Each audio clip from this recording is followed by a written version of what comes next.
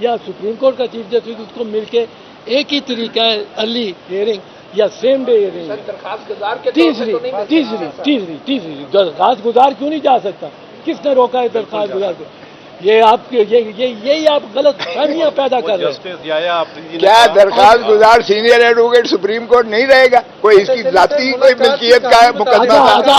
آخری بات اس کے بارے میں ایک چیز بتا دوں. یہ غلط فہمی جج صاحب نے پیدا کر دی ہے کہ ہم دوسرے دن کیس لگا، ہم ملے ہفتے کے روز سیٹرڈے کو، کیس لگا تھرسڈے کے روز، 3 دن 4 دن 5ویں دن وہ چیف جسٹس صاحب نے اپنی مائنڈ اپلائی کی ہوگی، اپنے لوگوں دوستوں سے کنسلٹ کیا ہوگا. یہ نیکسٹ ڈے لگا ہی نہیں. اگر نیکسٹ ڈے بھی لگا ہوتا تب بھی کوئی مذائقہ نہیں تھا. اس میں ہوتا ہی ہوا ہے کہ سیم ڈے آپ لگوانے کی بھی ریکویسٹ کرتے ہیں. اتنی ضرورت ہی نہیں ہے. کوئی بس نہیں بس وہ کنفیوز. اٹارنی جنرل صاحب حکومت کو پیش کرے، دوسری طرف ڈیفینس منسٹری کا پرائیویٹ وکیل پیش ہو رہا ہے، تو کیا ایسا ہو سکتا ہے؟ اور دونوں فرسٹ آڈینس تو اٹارنی جنرل. دیکھیں، پریفرنس ہمیشہ اٹارنی جنرل کی ہوتی ہے. میں خود اٹارنی جنرل رہا ہوں. یہ ہو نہیں سکتا ہے کہ میرا جو ہے وفاقی وزیر جو ہے اس کا وکیل میرے کندھے پہ چڑھ کے کوئی اور بات کرے. یہ ان کی اپنی جو کنفیوژن ہے حکومت کے اندر، اپنی جو دراڑ ہے یا اپنے ایک فکری انتشار ہے، وہ ان سے پوچھیے گا.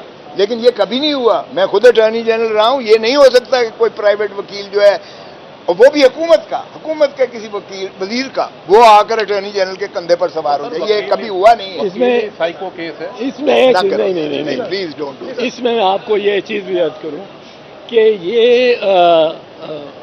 Basically attorney general has the first right of audience کسی بھی کیس میں، کسی دنیا میں، دنیا ساری میں. عدالت اس کو پوچھتی ہے وہ خود کھڑا ہو جائے، جس طرح leader of the opposition house میں ہوتا ہے کھڑا ہو جائے، debate has to go to ہم.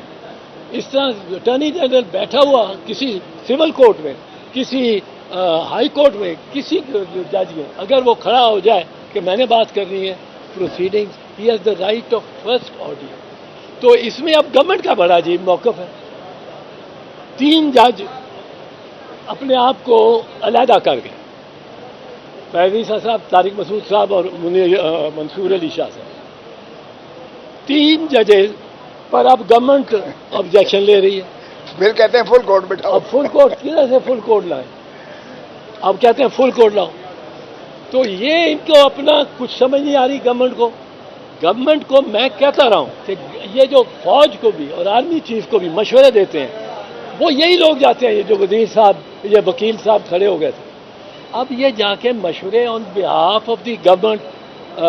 اٹارنی جنرل تو شریف آدمی ہے، مجھے لگتا ہے اس سے میں توقع نہیں کرتا ہوں، پر جو باقی ہیں، جو ان کے یہ لا منسٹر ہیں، جو ان کے اب ڈیفنس منسٹر ہیں، وہ چونکہ ڈیفنس کے حوالے سے ان سے تعلق رکھتے ہیں، یہ لوگ جا کے بالکل غلط مشورہ دے رہے ہیں. اور یہ فوج اور عدلیہ میں یہ درمیان ایک ٹکر چاہتے ہیں نواز شریف.